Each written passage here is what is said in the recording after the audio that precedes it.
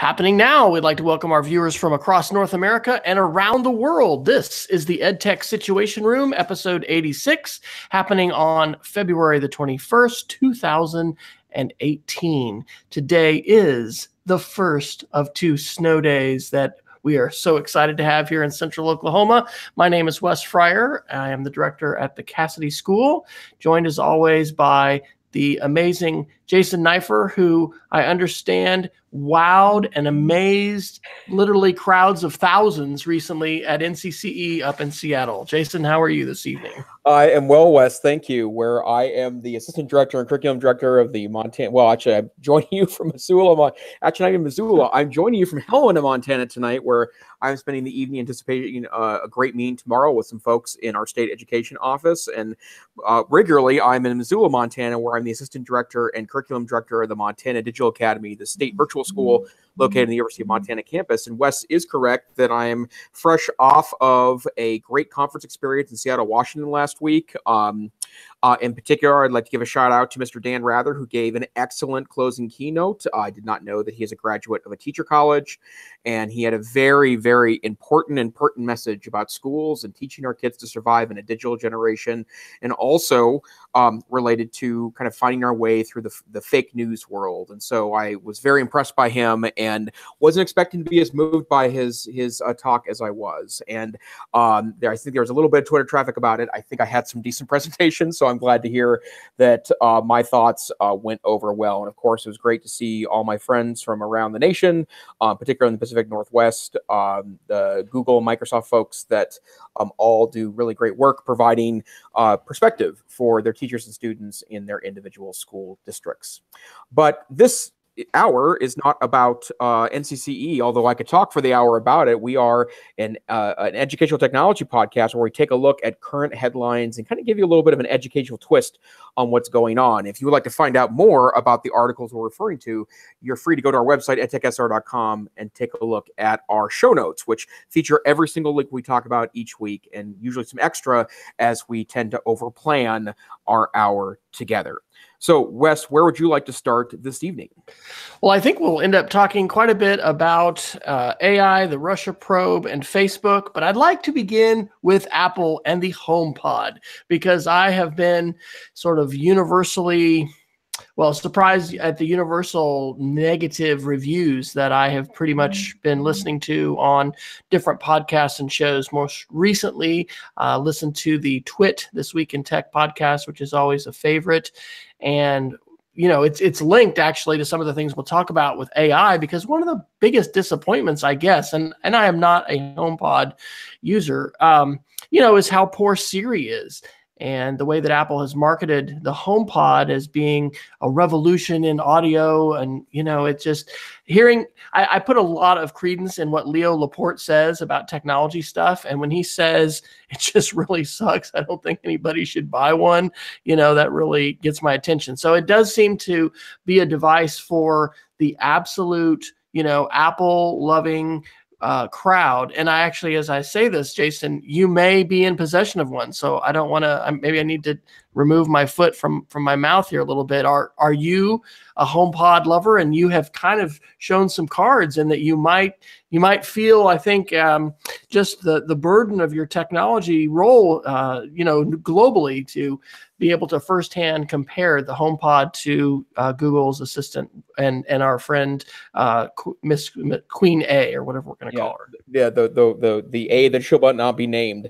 It's a good question, and I've decided against this point going with the HomePod. And I think part of the reason why is that my understanding is the audio is fairly good, although there is now a number of reviews that debate the quality of the audio. There's apparently some interesting sensors inside the device that help it shape the audio based on the shape of the room and the size of the room. I think that's all very interesting. It seems very Apple-y to me that you plug it in and it just works to adapt itself to your environment. But I think the challenge is precisely what you're mentioning, Wes, that the smart speaker in itself is not that big of a deal, because there are wonderful $100 Bluetooth speakers that can provide you a one speaker opportunity and get wireless access to a variety of mobile devices to play audio in your home. And no longer do you need to rely on a vendor like Apple to be able to do anything about that. So for me, the more interesting thing about the HomePod is whatever it can provide for Internet of Things access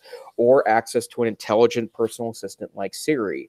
And as we've discussed in the past, it's something I have some academic interest in. And I do think the reviews that talk about how limited Siri is and also how it doesn't seem to be evolving very quickly in comparison to really the other three potential intelligent personal assistants. That includes the Google Assistant, now available on the Google Pixel Book. And in fact, I had the opportunity to play around with a Google Pixel Book this past week at NCCE. A shout out to Simon Miller in Kellogg, Idaho, who allowed me to take a look at his delightful Pixel Book, something that's very much on my want list. The Cortana, which is available on Microsoft phones, which means the two people that have those you can use like Cortana, but also all Windows 10 machines have access to Cortana. And of course, the Divine Miss A, the virtual assistant that shall not be named because then she will, jump into your home. As we mentioned, dare to mention her name out loud, which is obviously the market leader right now. So for me, no, there's not a lot of temptation there. And a lot of the articles, I think one that you had posted, Wes, said that if you really are interested in a high-end speaker, then the Google Max speaker, I think it's called, or Google Home Max would be the better option for you than the HomePod. So, and I know, Wes, you have gone in, is it Google Homes that you went in on at home? Absolutely. We got 4 of them when they were $30. They're normally $50. And this last weekend, I actually had a chance to go up to Kansas to visit my parents, and I brought one to them. And I was interested. Walmart, selling them for $50, and Best Buy for $40 because all of their, I guess, maybe all Google products. Anyway, all of the home products were discounted, $10. And it really is phenomenal. It tangibly demonstrates and allows us to experience the march of artificial intelligence, which is a game changer equivalent to fire and electricity, according to Sundar Pichai, CEO of Google. And it is something that, yes, it is a kind of a card trick and a parlor trick, kind of, ooh, wow, that's sort of funny. Look at that. But it's also a real game changer. And one of the things Leo Laporte mentioned in that Twit podcast, which I'll link in the show notes, was he thinks it's one of the best things ever for podcasters, right? To be able to say, hey, G, or whatever you need to say to invoke your assistant, play me the latest edition of, the EdTech Situation Room or the Twit podcast or Note to Self or whatever. I mean, podcasts have been a little bit challenging and geeky to have to get, right? Because you had to have an app and you had to subscribe and you had to download, multiple steps.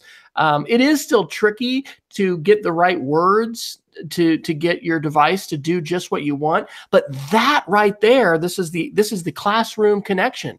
That shows what one of the most important things in today's generation of the future is going to be, and that is asking the right question, because we have access today to unprecedented amounts of information and knowledge. And of course, I guess we make that knowledge when we process it in our brains, but unprecedented amounts of data and information.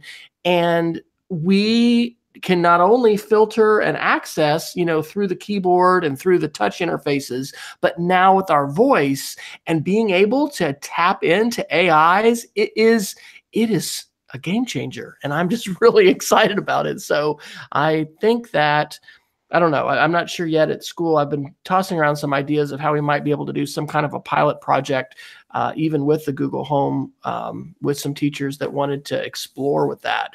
But I just am really energized by it. And also, I love Apple, and I use my Mac. I mean, this is my iPad. I was reading on my iPad today. I love my MacBook laptop, but Apple is losing its way with respect to innovation in many ways. I think it's the innovator's dilemma of Clayton Christensen. Microsoft, now that they shed Ballmer finally, and under their new leadership, I think is doing some true innovation. But Apple really is at risk of losing its way, and it's a hugely successful company. You know, the iPhone accounts for over 70% of profits, et cetera, et cetera. But when you look at artificial intelligence and you see where the market is going, I just don't understand why Apple shipped the HomePod when it's essentially not a functioning device in the way that we should expect it to work in an amazing, magical Apple sense. The HomePod, from everything that I've heard about it and read about it, is not magical. It is a great sounding speaker, but it's $350. And how many people do you know that are going to buy more than one of those, you know, for their house for listening? Probably not that many. Yep. So, and yeah, and I've also been surprised about how universal the criticism has been by the technology media. But I think that the theme that seems to weave through most of these reviews is that the audio itself is pretty good. Although again, that seems to be debatable. In the last 72 hours, there's been a lot of articles that seem to criticize the audio in the HomePod, but also that Siri's just not functional enough to justify spending the money on that device. So, let's stick on Apple for a couple more minutes here. There's a really great article from I think it's a blog called The Overspill, and a gentleman by the name of Charles Arthur talks about his day his time using an iPad as his primary device. And the reason why this was really interesting to me, I read this on a day that I'm actually considering doing an experiment in a couple of weeks to see if I can spend the entire day doing my job on just my phone. And the reason why is that I've heard in 3 or 4 different conversations in 3 or 4 different contexts in the last 6 weeks about people saying that they are abandoning, in some cases, their laptop, but definitely their tablet, because they feel like their phone does enough for them to be productive. And I happened to have a conversation with a parent a couple weeks ago that was curious why we don't recommend utilizing cell phones to take our classes at the Digital Academy. And I have a lot of good reasons for that, not the least of which is we still have some leftover Flash content that doesn't work on a cell phone. But file management is a real struggle there. But this particular really, really well done and thoughtful blog entry talks about utilizing, I believe it was a 12-inch iPad, the 12-inch iPad Pro with a smart keyboard as a primary device for utilizing day-to-day work in context of a productive person, and included some coding too, I might add, which was a very interesting concept to me. And the reason why I think that's an interesting piece, and by the way, the reason why he moved in that direction was his 2012 MacBook died on him, trusty device died on him, so he decided to jump on the iPad as a quick replacement alternative.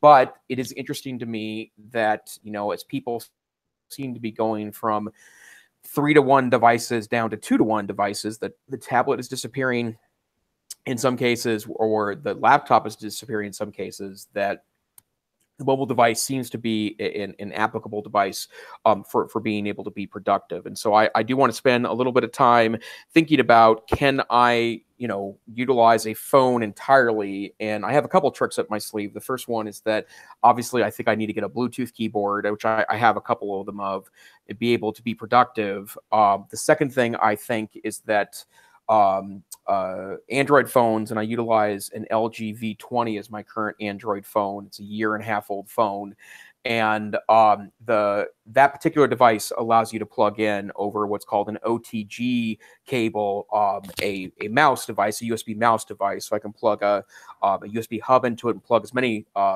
devices I want to into it. And then I also have a dock at home that utilizes display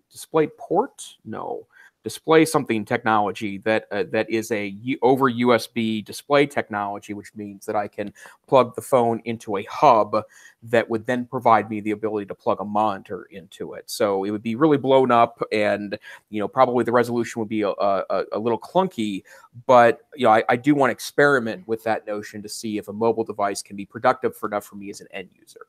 Absolutely. And we've talked before about the Windows phone's foray into that kind of innovation, where you could plug that into a full-on HDMI monitor with keyboard and mouse and have your whole desktop there. I'll mention at the Ohio Educational Technology Conference, which I had a chance to attend and share some ideas at this last week, I went to one of the Apple vendor sessions and had the most intense time of working on multitasking and using some of the new iOS 11 features, where you can have more than one app up at the same time. You can drag and drop content. You can even have 3 things up. And boy, that is a real game changer. And I mean, I've struggled with the trackpad as far as the gestures and things like that, learning new things. And all this fits into, we tend to be creatures of habit and get comfortable in our routines. And so it's challenging to switch those up. But I'm interested. I'm continuing to wanting to do more sketching. And I did learn at OETC that there's a big difference in the Chromebook hybrids that are both tablets and Chromebooks. The ones that, and you may know the name of this, Jason, is it capacitive or active touch? It's the ones you can lay your palm on, like, kind of like you can the iPad, and then not have the ink, take effect. I mean, it's recognizing, oh, that's your hand, knowing that it's not your pen. Is it capacitive, or is there a different term for that, or do you know? I think it's capacitive, but I'm not entirely sure. It's what the term is on the iPad, and it's why you have to have a capacitive, stylus. Why, if you're doing gloves, and we did this for, I think, Christmas for the kids, so they could use their phone when they had their glove on. It has to work with capacitive devices. So anyway, yeah, I'd be very curious on how that works. And a year or so ago, I was talking a lot at school about, what devices are we going to refresh, and we ended up sticking with the MacBook Air with the standard USB ports. As we look at that for next summer and next year, I am continuing to eye some Chrome devices and devices that would give both functionality, right? If somebody would want to have both. I mean, the Chromebook is going to take care of over 90% of all the computing tasks of most of our faculty. In the case of some staff that are more into, spreadsheets and things like that, that's not going to be the case. And certainly for our computer science and some of our other faculty, if they're using specialized software that runs on only Windows, for instance, for science labs and things, there's use cases out there. But anyway, it's something that I'm looking more at, and I'll try to pull up the link, but I had a chance at OETC to learn from Eric Kurtz, who was just really quite the amazing Google knowledge house, just knowledge Yoda. And see if I can pull this up. The Acer Chromebook Spin 11. That was the one that he was recommending as a touch-enabled Chrome laptop. So while Jason may go off and try the iPad only life, I'm wondering what the Chromebook only with an enhanced stylus life might be like. Yep, absolutely. Let's see. There's some other interesting kind of leftover Apple news. Both of these are related to either trademark or regulatory filings. There's some regulatory filings in Eastern Europe to suggest that there are 2 new kinds or models of iPad heading our way, and there's been a lot of rumor media about this, including, and I have a hard time actually imagining this. I've seen some rumors about a thinner iPad that's in that kind of 9.5, like nearly 10-inch form factor, perhaps new form factors to larger iPad Pros, which is an interesting phenomenon. And I think that the likelihood in my mind is that the larger iPads will continue to have some downward pressure in price. And so that is an interesting phenomenon. And then I would also mention in other news that it looks like Apple is working on some functionality in the Apple TV that suggests it's going to be more of a gaming device. And so there's a lot of folks that have mentioned that the current generation of Apple TV is wildly overpowered in comparison to what it does, because it doesn't really require a ton of processing power to utilize the apps that are there.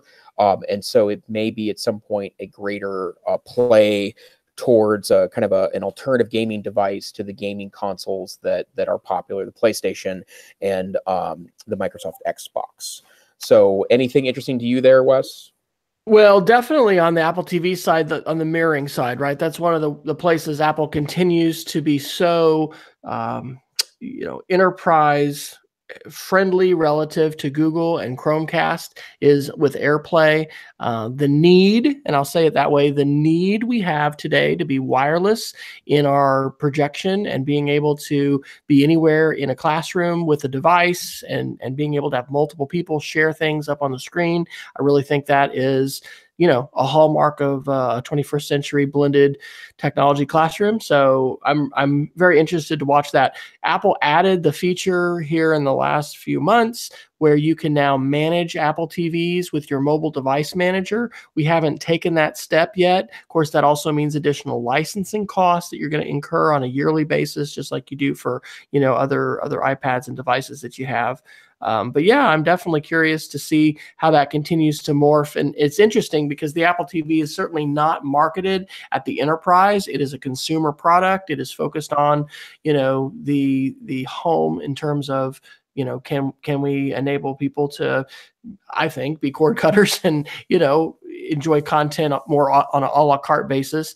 And the gaming world and gaming industry is gigantic, and so they've wanted to dabble in that, and we have a controller that we played with a little bit with a few games. We don't tend to have lots of mad gamers running around our house a lot that are super into that, but it will be interesting to see what they can do and if it can move from beyond a hobbyist into something that has more mainstream adoption. But hopefully Apple's going to continue to pay attention to the enterprise, and certainly the ability to manage the broadcast traffic and the ways in which all of that wireless traffic happens at school is pretty important. So shout out to Peggy George, who has joined us after a nap. Peggy, we're glad that you're here after our week hiatus of being off. So it's good to be back.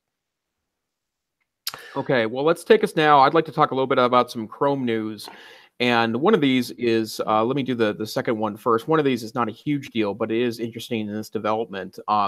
Last week at NCCE, I did a session on my Chrome OS list, which is the list that I maintain along with my partner in crime at the Digital Academy, Mike Agustinelli, on web-based alternatives and Chrome app alternatives to popular desktop software on PCs and Macs. And during that session, one of the things that I talked about there as an advocacy point and something that I received a lot of great feedback on is that we really need Chromebook manufacturers to consider if there is a way to find a middle ground somewhere between the dirt cheap Chromebooks that have slow processors and low resolution screens and just 2 gigabytes of memory, and the $1,700, $1,500, $1,000 Chromebooks that are very high-end and beautiful devices, but are probably out of reach for a lot of school districts that need to buy something a little more cheaply. And as an example of that, Chrome Unboxed has announced that Asus is finally releasing their C302, which is their extremely popular Chromebook model that is the flip that allows you to use the full hinge to turn it into a tablet mode. And it's announced its M7 edition to that, which includes 16 gigabytes of RAM. And it is under $1,000 and has somewhat similar specs as the high-end Chromebook or Chrome Pixel Book, which is the current high-end champion on both price and speed and functionality, and that's from the good folks at Google itself. And the reason why I think this is interesting is that I expect the price to go down here in a few months, and you might be able to pick up one of those great high-end Chromebooks for $600 or $700 as opposed to the $900, $1,000 price tag that seems to be accompanying that device right now. And so on the odd chance that an industrial designer from a Chromebook manufacturer is listening to the podcast this week, I would implore you that there is a good middle ground, I think, between the low-end Chromebooks and the high-end Chromebooks. I think it's a $400 to $600 price tag, maybe has an i3 chip in it or one of the M3 chips, the new low-power high-speed Intel chips that has 8 gigabytes of RAM or 16 gigabytes of RAM as opposed to 4 and 2. And I think there's a middle ground there where it doesn't necessarily have to be, a super high-end display, a 4K display or anything like that, but you could provide a higher definition experience with a slightly faster chip and a little more RAM, somewhere in that middle ground to try to, be a useful piece for more power users, and then also those that, do put their devices through workouts. So again, Asus releasing their high-end C302 Chromebook this week. But I think the more interesting article comes to us this week from, again, Chrome Unboxed. This is from today, and it talks about how there seems to be some evidence that Google is going in the direction of PWAs, or progressive web apps. And what progressive web apps are is they're essentially a web-based app that sits inside of a container that runs like a more traditional desktop app. And the reason why this is interesting is because, first, Chrome has moved away from the notion of Chrome apps. You can still get them on your Chromebooks. That's still an active architecture, but they've depreciated those on PCs and Macs. So if you are a Chrome user and we're utilizing those web apps, they've started the process of eliminating those, access to those in that structure. But basically, there seems to be some thought here that Chrome could be made very extensible, not by just Android apps, although Android apps have provided a great functionality with Chrome OS, but rather there could be something here related to providing desktop-like app structure and functionality, but in something that's delivered via the internet to the device. And what's interesting to me about this is that not only is Chrome going in that direction, it seems also that the Microsoft Store, which is available on Windows 10, including the more scaled-back Windows 10s devices, meaning that a developer could develop one progressive web app and have it utilized on Chromebooks, in Windows 10 devices, and I also presume utilizing the Chrome browser on a Mac or PC. So it's very interesting, and this notion, there's a lot that went on regarding this with HTML5 several years ago. Probably the most famous use of that was that Facebook at one point developed an HTML5 app and utilized the same app across every architecture. And they discovered that they were actually better off going back and developing native apps on Android and iOS because it was faster and seemingly more compatible with the individual devices. But it's interesting to me, they seem to be going in that direction. So are there progressive web apps in your future, Dr. Fryer? I think so. This is a sign of the continuing maturation of the web. On a personal note, this keynote in Ohio was my first, big keynote to go ahead and just use my Google Slides straight up. And so I've been doing that with lots of presentations, but at this particular conference, I wasn't driving my mouse. I had a clicker, but there was somebody else there. But hey, we got through it. It all worked. And I was just reading another article, and I don't think I even shared it or can find it, but it was talking about Gmail and the things that are inside your mail app, and just how much, the web is, I guess, being able, that had to do with Google's AMP technology, right? Where they're taking a version of people's websites and I think, kind of streamlining them a bit. But it had to do with people living in their email inbox a lot more. Maybe I can find that article. And it was talking about, how Google is investing in that. Some of us may think, oh, email's this old technology, but, really it's become one of the most ubiquitous means of communication, but we need to get better at how we are able to filter it and use it, et cetera. So I thought that was interesting. And it seems like it's a little bit along the same lines because it's content that's going to be inside, email messages inside the Gmail app. And I think it has to do with the interoperability and those kinds of technologies. So that's a new term for me, PWA. I will have to say that a few more times before it can roll off the tongue. There you go. Okay, where to next, sir? I think I'd like to talk a little bit about the article you put in as far as the shooting in Florida. This is Recode, the aftermath of the Parkland mass shooting, exemplifies the ugly side of social media. And this is from February 20th. And if you want to talk a little bit about it, my comment would be I was flying back from Columbus, Ohio, when all that went down. So I was sitting in the airport Chili's, and part of me was also just saying, do not show that video. Do not. I know that somebody shared that on YouTube or Instagram, and gosh, it's part of the part of the challenging environment that we live in, right? Is of course we're all going to be glued to our televisions when a horrific event like this happens, but what are the boundaries and how much is going to be shown and all of that. So you want to comment on this Recode article? Sure. So the Recode article talks about the notion of the kind of aftermath of that terrible shooting. And I got to say, I feel somewhat lucky last week in that I was so engaged with the NCCE conference that I had really no time to engage in social media during part of that process. I did have a long talk with my wife. We're both very saddened by this, and yet another terrible tragedy in an American school. But by the time I was able to really re-engage with kind of non-professional social media again, a lot of the kind of ridiculousness had died down. But social media became a very fertile ground for conspiracy theories, for wild accusations, for fake accounts by both the accused shooter and victims of the tragedy, including those that perished and those that didn't. And terrible memes came into place. Some very terrible things were said by adults during this process, like the not fake anonymous adults, but actual real adults, aimed at all sides of the situation. And of course, because it has to do with one of the 2 or 3 most controversial political issues in the United States, that of gun control, it fired up that debate as well. And I think that I think I can speak for both me and Wes to say that we both are strong believers in the power of having a platform to publish, having a platform to speak your mind, having a platform to get worldwide audiences. But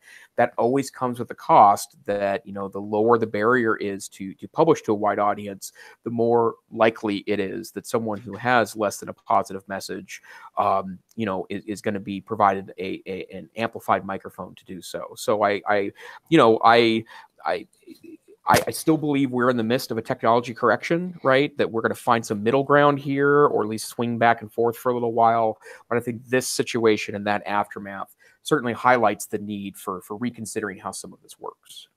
And that's going to be a great segue to where I'd like to go. I want to talk a couple AI articles, but then get into Russia, Facebook, social media bad actors, and talk specifically about that, because we have not figured out and really need to figure out better how we can avoid the very destructive and polarizing and fracturing, influence of voices through social media, in situations like this, as well as elections. But I want to do a shout out to a BBC News article that we've had in the notes for a couple weeks. And now sort of when articles don't get talked about, sometimes they'll percolate and kind of remain up for a little while. And this one, BBC News, January 24th, UK Prime Minister seeks safe and ethical artificial intelligence. And we've mentioned numerous articles in the show before about this. And in fact, I think I'm going to get to give a chapel talk at our school in May on the subject of ethics and artificial intelligence, and raise,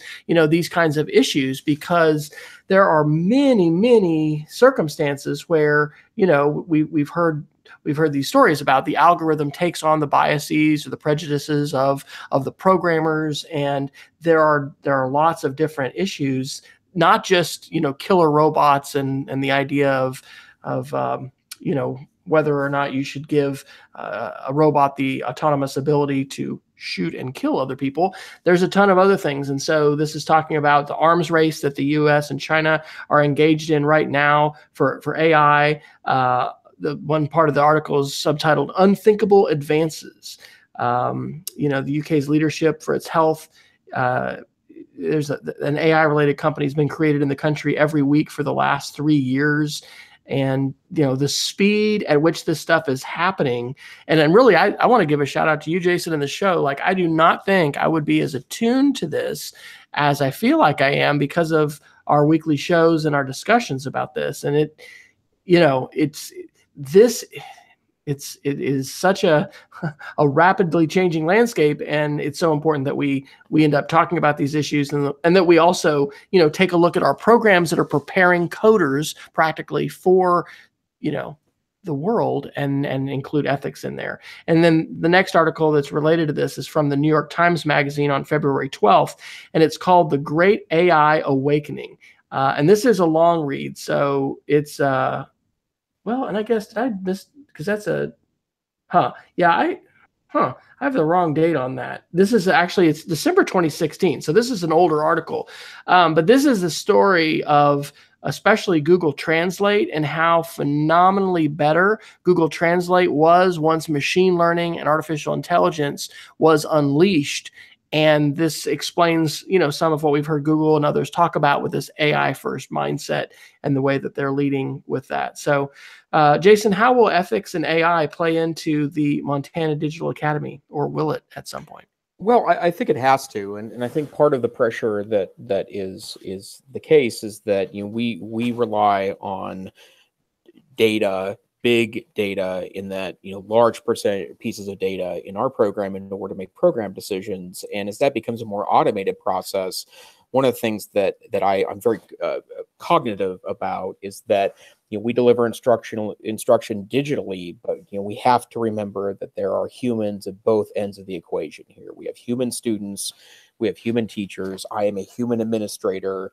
And that has to always be part of this process. And, once in a great while, it's not as common as maybe it used to be as my teachers become more savvy, is that, there have been times when, the data shows one thing and it just defies logic that data might be correct. And there's always a logical explanation about why data may misreport. But, when you talk about ethics, I think part of what to me is important as an education professional that happens to be a technology enthusiast is that, we remember that the point of all this is to educate humans, right? And so that has to be at the core of all this process. But I'm extremely interested in this, and I would also thank you, Wes, for the opportunity each week to kind of talk through these issues, because it's, as I'm sure clear to our audience, neither of us have answers here, but I think as we keep posing questions and keep scratching our head about this is a critical part of discourse. And if you're not already talking about this, and we're talking to you,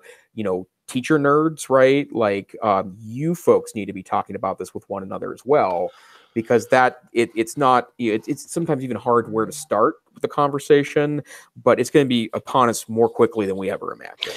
And one place, I think I've mentioned this on the show, but I know I mentioned the website. At our school, we have a website, digcit.us. And so questions relating to digital citizenship, which are wide ranging, are on there with short videos and questions. But there's also a contribute link.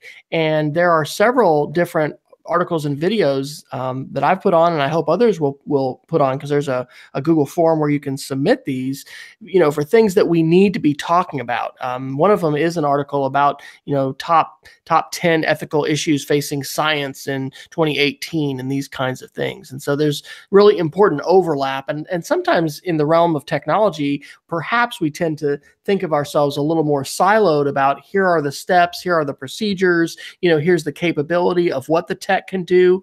But really, technology, as you said, Jason, as far as learning, it is a servant of the goals of learning and the goals of individuals as well as organizations. And so I think that bringing those conversations about digital citizenship and about ethics is important. So I want to, if I could, go ahead and take us to this Russia and Facebook discussion. Phenomenal article. Like I can't recommend this one highly enough. This is Wired Magazine, February 12th, 2018. Inside the 2 years that shook Facebook and the world. This is a long read, but this really does a great job of breaking down with a timeline what has happened inside Facebook and what's happened more broadly in our society with social media as we look at the platform and the huge influence that Facebook has become. I like the quote that they had here about this guy, Fear Now. He was fired. He was a contract worker who was working for Facebook before they actually turned the news feed over to be wholly controlled really by an algorithm by folks in Seattle. And so he was let go along with others on that team. And they say, in that saga, Fear now plays one of those obscure but crucial roles that history occasionally hands out. He's the Franz Ferdinand of Facebook, who you'll remember was the Archduke of Serbia that was assassinated to start World War I. Or continuing the quote, or maybe he's more like the Archduke's hapless young assassin. Either way, in the rolling disaster that has enveloped Facebook since early 2016, Fear Now's leaks probably ought to go down as the quote screenshots heard around the world. So for those of us who are social studies and history folks, remembering the American Revolution, thinking about screenshots heard around the world. Interesting. A couple other quotes that I'll share from this article. Let's see. Dead space on the show. Online interacting with people is positively correlated with a lot of measures of well-being, whereas passively consuming online content is less so. One of the things that's happened here is the Facebook, former employees, Tristan Harris and some others that have started this Center for Humane Technology, are being listened to by Zuckerberg and by others. And there are changes now afoot in what Facebook says they're going to do with the feed. They're going to de-emphasize, publication of news articles from those publishers, emphasize interactions with your friends, with your family. They say a social network that records only clicks, not subscriptions, is like a dating service that encourages one-night stands, but not marriages. I thought that was a pretty good quotation. And, and it said, this is also great. Every publisher knows that at best they are sharecroppers on Facebook's massive industrial farm. So we've talked before about how, Facebook controlling, I think, like 75% or something like that of news traffic, and just having this huge power, has made a lot of people angry. But they, Zuckerberg, according to the article, is thinking long term, not just about next quarter's profits or this quarter's profits, but what will happen to journalism, what will happen to news, and the role that Facebook is playing and continues to play. I mean, just was it last weekend, I think, that a Facebook executive had tweeted some things that then President Trump and other conservatives picked up on as kind of an exoneration of them in the Russia probe, saying, oh, look, see, the ad spend was really low by Russia, before the election. And so they weren't trying to throw the election. And actually, I haven't read the 38 pages of the Mueller indictments for these 13 or whatever Russians, but that's their conclusion, that Russia absolutely wanted to subvert the election, as well as promote division and fractured, society in the United States. Back to the article that you had shared, Jason, following the shooting in Florida. And so I just thought this was a great article that put a lot of pieces together in terms of a timeline. And, how is Facebook, Jason, going to deal with bad actors? Because that's really one of the biggest issues. They've created a platform where anyone who wants to, advertise and get their message out and pay for that, can do it in an incredibly laser targeted method. So I know that you have that answer. You've just been waiting until you can put it into your dissertation to show it to the world. So yeah, will you caught me. So the cat's out of the bag. The thing I'm reminded of when I hear you talk about that, Wes, is that for 15 years now, we've been putting up with the shocking cesspool that is newspaper comment sections, right? And over and over again, we acknowledge that other than, adding a barrier to anonymity, for example, forcing you to log into a Facebook account to comment, we really have no way of dealing with the cesspool that's there, right? And some people argue that it's really, that people's criticism of that is overblown. That's just kind of a boiled down democracy. I led a campaign in my town of Missoula to attempt to have my local paper get rid of comments there. And although I don't think my campaign was the trigger there, it ultimately did get rid of comments and had responded back to a number of us that had contacted the editors and local publishers of that newspaper directly, because I wasn't able to go on anymore and really have a good experience with their newspaper because of the comments. I have a lot of faith that there are smart people at Facebook. I wish that they had put that smarts into, well before the 2016 election. I think there was very visual clues that Facebook was becoming an environment that was, less than productive to democracy. But I don't know what the answer is, but I have a suspicion that, we invented this terrible technology that's led to, people to have real problems with anxiety, and give voice to trolls that want to impact our democracy. I think that those same people can hopefully, figure out a way to deal with that. I do want to note that there was another interesting article today related to Russia, and I think I put it in that same location. It is, I thought I put this down there, but Facebook has announced that one of the ways they're going to deal with anonymous accounts, that is the, kind of the tool of trolls, is they're going to now do postcard verifications for new advertiser accounts. And, a lot of people, report on that a bit tongue in cheek, because, that's kicking it real old school. That's Pony Express old school, to help verify accounts, but it is a very effective strategy to make sure that people are geographically, where they're, purport to be before they're allowed to put advertising on Facebook. And I think strategies like that, are, again, a little old school, but I think are a very good start. Well, they're trying. The other article there from the New York Times on February 19th, on Russia, Facebook sends a message it wishes it hadn't. That's referencing the executive that tweeted on his own, that got picked up by Trump.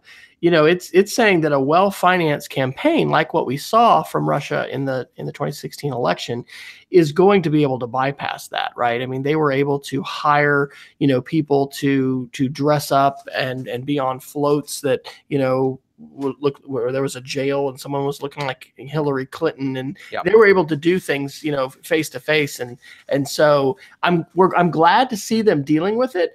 But the thing that I got from the Wired article, as well as from this New York Times article, is that the Facebook executives really were slow in recognizing how their platform was being co-opted. And they've also been so reticent. We've talked about this on the show, right?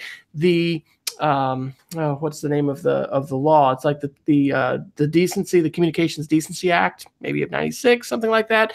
It says that the platform, and the ISPs, they're not held liable for content as long as they're not, being the publisher of the content and discerning what they should publish and what they shouldn't.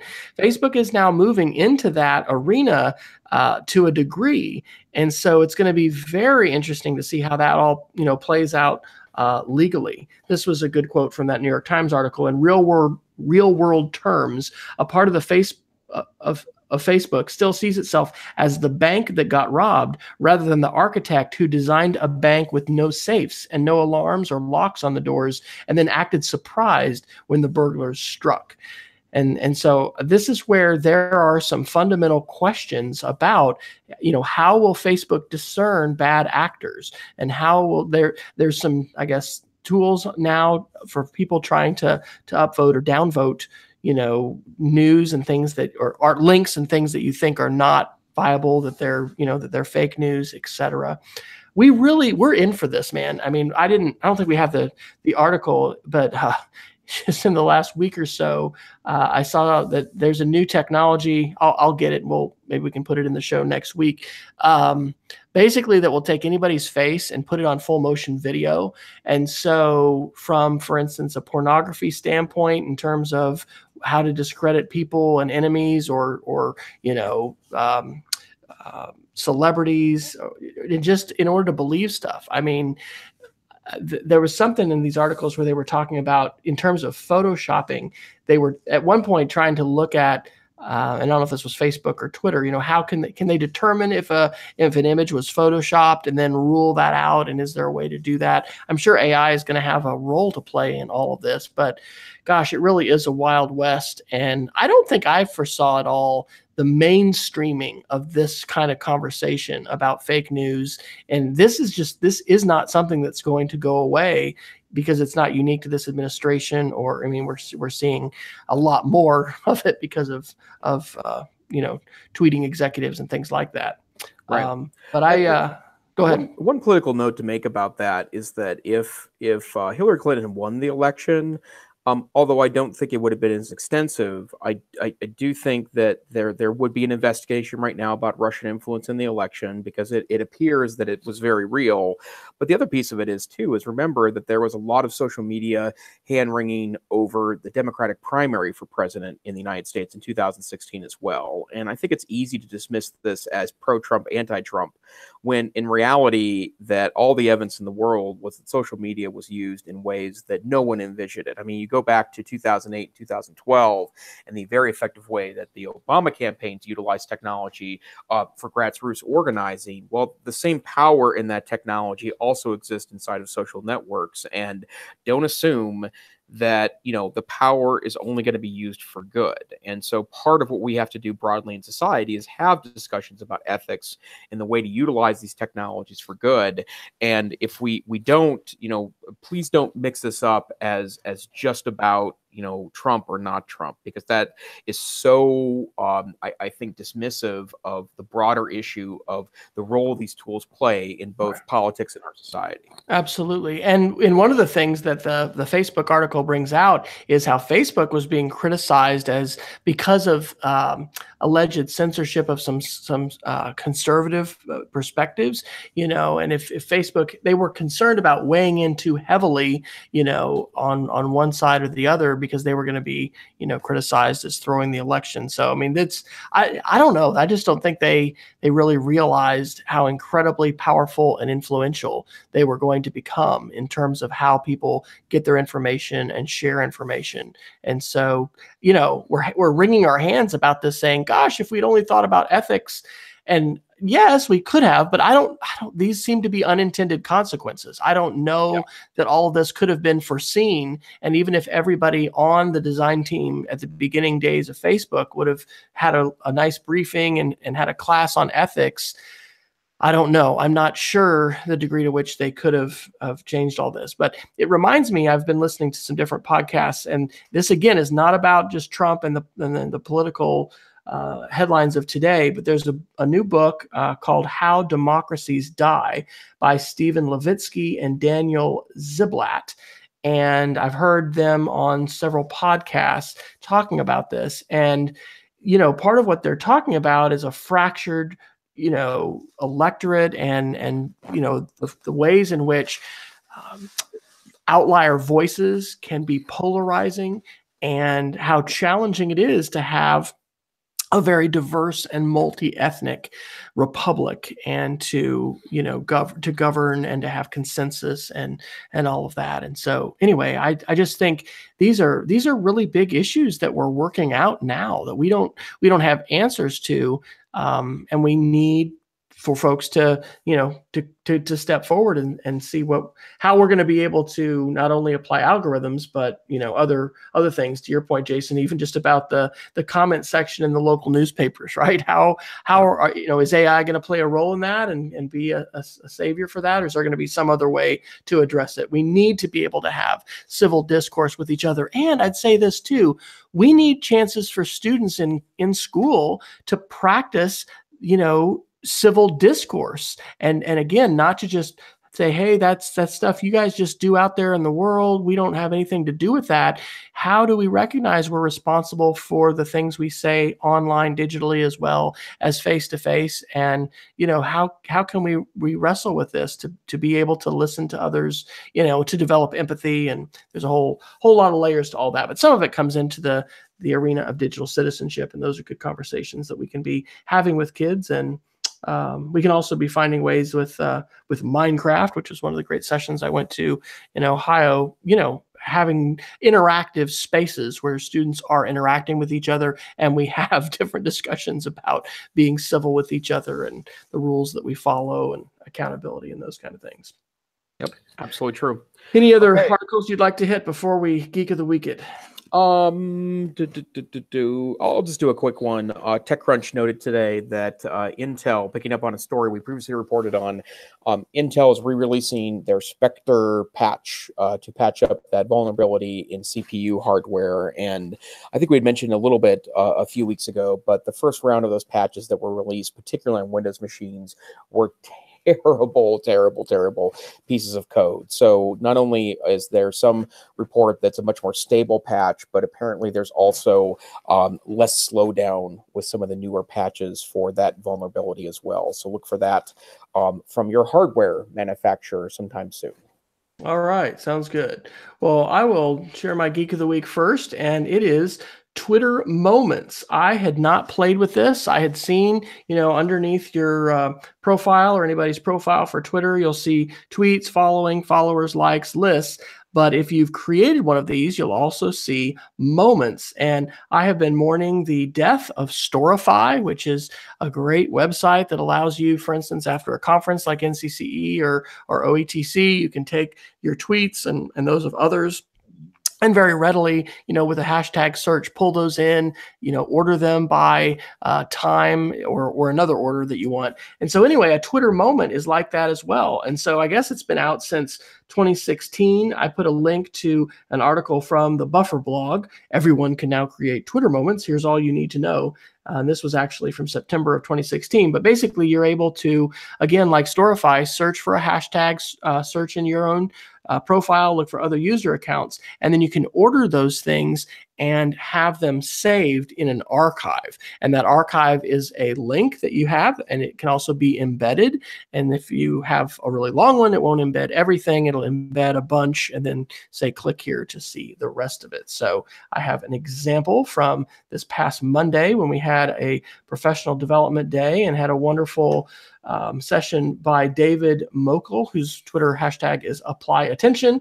And his day-long session was called Mindful Self-Regulation, the Practice of Well-Being and Lifelong Learning.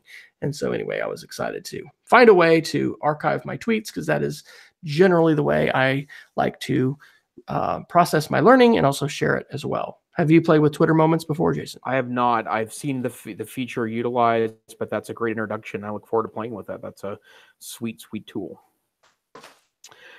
Okay, I'd like to also share an interesting tool that I just read about the other day, and it is now finally available for download if you don't mind sideloading an app until it becomes officially available. This particular app is a Google app, so it's developed by Google itself. This app is called Reply, and it takes advantage of something that has been kind of integrated into the Gmail app on Android anyways, which is kind of a not quite automated replies, but based on reading the email with artificial intelligence. Google makes a suggestion of quick replies you can make to email inside the app, but that's not what Reply does. Reply is an app you install that plugs into other messaging apps on your Android phone, and in the notification shade puts suggested replies to things like text messages that you might receive. So, for example, the one that happened earlier today was that my wife had texted me wondering if I made it to Helena, and all I had to do was pull down the shade of my messaging app, and one of the suggested replies was, "Yes, just got here."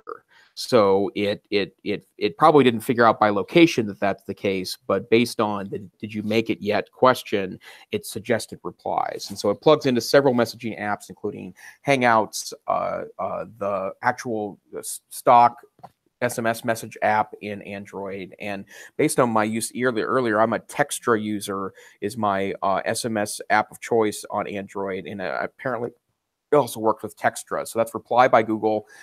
It will be officially released soon, but you can sideload the app from the APK download, which is, by the way, completely safe to do. And there's instructions to do so, elsewhere on the internet. So that's the Reply app, a very effective and powerful way to use simple AI inside of the Android phone universe. And I am dropping the link to Textra SMS as a new Android user. I'm interested in your app recommendations, Jason. So I'll drop that in, and I will say that reminds me of a Note to Self episode where they were talking about, the creepy side of technology, where people are creating these bots that possibly could continue right after the death of someone, and because they have used AI and machine learning to take in all of your tweets and all of your blog posts and all of your texts, they could share very accurate kinds of responses, and you could even carry on a conversation. So I wonder how many years it will be before we actually have AI bots good enough to say, okay, you're running my email now, go ahead and reply. And I'll say, I need that right now. I need, an AI bot that can efficiently, just like you might have if you had an assistant working for you, filter stuff, reply to the stuff you need to, save the things, and then, give you a hopefully much smaller list of messages that require individual attention and responses that you couldn't just, figure out would be yes, thanks, or something simple. So Jason, where can folks find you when they're not listening to you with bated breath here on the EdTech Situation Room? Well, I'm on Twitter. It's my primary professional social media preference at Tech Savvy Teach. I also contribute to the Tech Savvy Teacher blog from the Northwest Council for Computer Education blog.ncc.org. And I'm pleased to announce that it is unofficially completed, but I'm going to be releasing another Tech Savvy Teacher list. And this one is classroom safe image sources. And I've noticed in the last couple of years that there are now wonderful archives available with royalty-free, copyright-free images that if you are a presentation maker and don't want to rely on Google Images or other more nefarious locations to pick up images to make great presentations, that's a great place to do so. So I will release that on the Tech Savvy Teacher blog, again, blog.ncc.org. What about you, Wes? So I am W. Fryer on Twitter. As I mentioned, the DigSit website is one that I'm continuing to build, especially with some presentations for parents as well as parents and students. Had a chance to share 2 different sessions at OECC up in Columbus on digital citizenship, sparking conversations with parents, students, and teachers, and then also one on surveillance, privacy, and digital citizenship. So lots of stuff from the EdTech Situation Room found its way in there. But my main blog is speedofcreativity.org. To longtime subscribers, I've probably shocked them with like 3 posts or something like that, including a podcast in the last week. I was rather prolific, but generally I'm sharing the most on Twitter, and would also encourage people, if you don't already, to check out the Flipboard magazines that I curate. You can go to flipboard.com/@WFryer, which is my Twitter, and there's 9 different magazines, and there's only a couple of them that I really update a lot, but iReading is the main one. But definitely add to the digital security magazine, and then there's one on surveillance, privacy, and those related issues. So we are the EdTech Situation Room. You can find us at edtechsr.com. Please subscribe to us in your favorite newsfeed or aggregator if you use such a tool. And if you're on Twitter, follow us on EdTechSR. You can subscribe to our YouTube channel and hopefully find us wherever finer podcasts are curated.